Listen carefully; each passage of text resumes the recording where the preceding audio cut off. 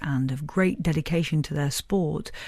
Do you think that alters people's perception of what success is and gives people role models? I really hope so, and I think that the Olympics was fantastic in terms of introducing new role models and taking some of the stigma away from the Paralympians. The problem is a report was done into the coverage on the athletes post the Olympics, and it's now dipped significantly after that period. Of course, they were on the front page every day, and it's going to move back a little bit. But those people, we can't let those role models go into back to, not known and just only in sports circles. They have to now be part of our inspiring role model brigade, I think. Well, also I have to say that a lot of them were incredibly good looking, which is, it's a double message, isn't it, really?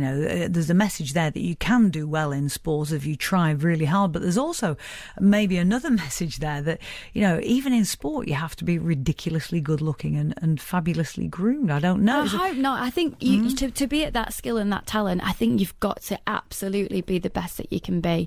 And I think perhaps if you have to be groomed for a sponsorship deal or because they're making the best of themselves, I can kind of understand that. My job has always involved being in front of people and being in the media, and you have to be presentable. That's really important. But I think taking every waking hour about this, the survey we've just done proves that I think nearly 20% of the students we were talking to think about the way they look every minute of every day, not every hour, not after the end of every class or at lunchtime. Every minute of every day. Lord. That is taking over lives. It is causing self-harms on the increase, suicides on the increase.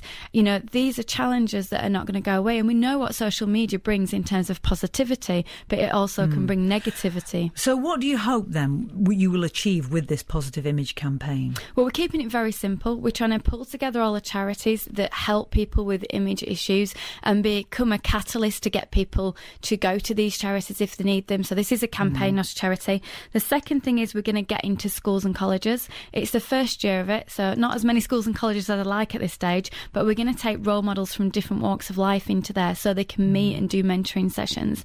And the third thing is we're going to get information online and the stories of people like Martha Payne who have gone out and achieved something despite the way they look, or as well as of the way they look. And that's what we're looking for. This is not anti-anyone. This is pro-people who perhaps don't get their message out there. Yeah, I couldn't agree with you more, and I think it's a great thing to do. And also I think it's a great thing, you're a mum, I'm a mum. It's great. I think it's great to encourage your kids just to be who they are. Definitely. Not to try and make them fit in, you know, and just to let them accept that whoever they are is great. It's just good enough, absolutely. And it is, isn't it? It absolutely is. It really is good enough, isn't it? Yeah. It's just enough to be happy and healthy. And that's not how most students feel. So let's try and move that. Yeah, no, you're absolutely right. Kate, thank you so much for talking to us. Have you got a website? Yes, if people want to get involved? timetolookbeyondthemirror.co.uk, and it's also on Twitter, a positive image.